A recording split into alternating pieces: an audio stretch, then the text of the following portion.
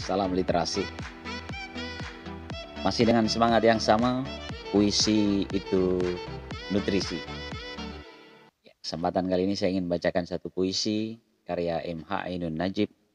Dia ditulis di tahun 1994. Sudah cukup lama.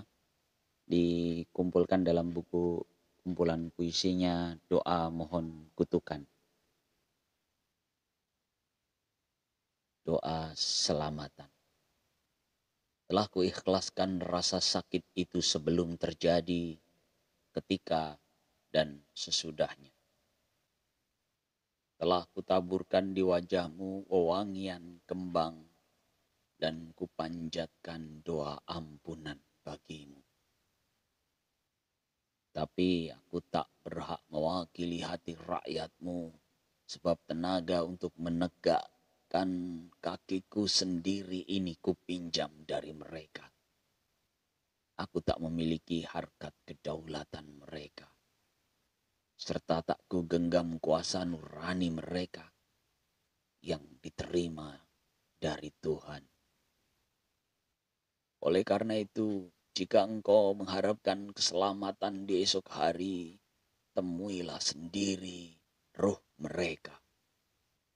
Kalau matahari digelapkan, kalau tanah titipan dirampas, kalau udara disedot, kalau malam disiangkan dan siang dimalamkan, kalau hak akal sehat dibuntu, hendaklah siapapun ingat bahwa aku tak berhak menawar apa sikap Tuhanku atas kebodohan itu.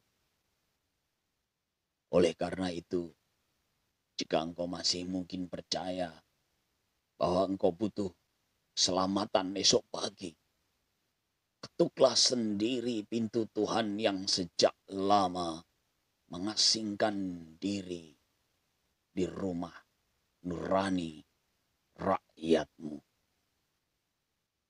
199. Puisi yang selalu begitu khas M.H. Ainun Najib. Perjalanan spiritual dia yang dia tuangkan dalam puisi selalu menggambarkan suasana kebatinan itu. Dan ini relevan dengan kondisi saat ini yang belum lama saya termasuk yang sedikit terganggu. Nggak sedikit sih, cukup terganggu dengan berita di mass media tentang sanksi terhadap gerakan mahasiswa atas kritiknya terhadap penguasa. Saya tidak sedang berpihak pada di kubu yang mana, tidak dalam posisi itu, namun saya kecewa betul ketika aspirasi itu, pendapat itu tiba-tiba bisa dibungkam. Karena menurut saya kata-kata itu tidak akan melukai, tidak akan membahayakan seorang. Kalau hanya kata-kata. Baiklah, saya akan coba ambil latar belakang ketidaknyamanan saya terhadap berita itu ya. Ketika berpendapat itu tiba-tiba menimbulkan sanksi gitu. Ya, ini sebenarnya buntut ya, udah lama dicerita, ini udah lama ya. Bahkan pernah ada kasus yang beberapa orang anggota ormas terbunuh hanya karena perbedaan pandangan gitu. Dan itu menyakitkan sekali. Karena pandangan itu seharusnya pendapat berbeda itu biasa aja gitu, biasa aja. Karena kalau kalau kata Gus Baha itu kan yang namanya kebenaran itu sebenarnya sudah ada, tidak karena dikatakan orang lain itu benar atau salah, tapi kebenaran itu ya ada, benar, tinggal diakui atau nggak diakui. Sehingga sebenarnya kita dengan kata-kata orang itu tidak perlu cemas gitu. Bahkan dalam satu, mungkin saya pernah cerita nih bahwa saya pernah dalam satu bis kota saya dibilang copet dan saya nggak marah waktu itu. Teman saya sampai kaget, kok nggak marah sih, karena waktu itu saya sadar betul bahwa orang menganggap saya copet itu tidak membuat saya jadi copet gitu. Itu kan kata-kata aja gitu.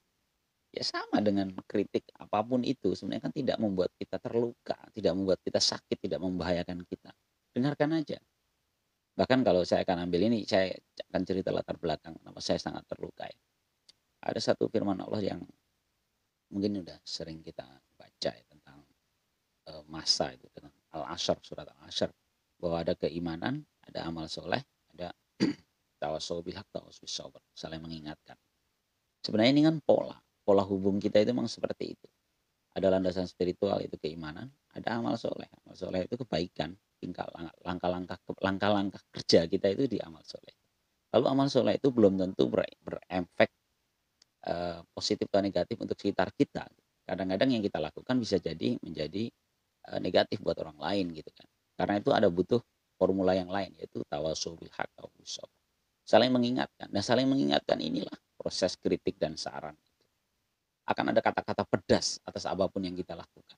Akan ada respon pendapat orang yang kejam gitu. Mungkin kejam gitu. Tapi sebenarnya kalau kita nggak marah, nggak apa-apa gitu. Kalau kita marah itu kadang-kadang malah lucu. Jadi kayak konyol aja. Dan kalau kita membungkam, ya, kalau kita berharap tidak ada komentar orang, ya itu sama dengan kita sibuk menutup mulut mereka, orang-orang di sekitar kita, karena kita tidak ingin mendengar kata-kata yang buruk dari mereka. Kan naif ini. Repot sekali kita menutup mulut orang-orang di sekitar kita. Kenapa nggak tutup telinga kita kalau udah nggak tahan gitu? Iya nggak sih? Kalau kalau dia dikomentarin nggak enak ya kenapa nggak tutup telinga gitu? Kalau kalau nutup mulut mereka kan ya repot gitu. Karena itu ya biasa aja harusnya ya. Dan itu adalah kontrol yang bagus sebenarnya dalam kehidupan kita. Ya mungkin itu awal lahirnya demokrasi. Mungkin teman-teman yang paham teorinya mungkin lebih paham. Jadi demokrasi itu terlahir kan karena perbedaan-perbedaan itu kan. Lalu ada yang diambil keputusan oleh pemenang demokrasi. Dan ketika dia mengambil keputusan itu lalu bekerja, wajar sekali orang di sekitarnya itu akan nyinyir ngomong yang kemana. Karena memang dia tidak dapat kesempatan di posisi itu. Dan ketika dia nyinyir biasa aja, justru malah digunakan sebagai sarana kontrol.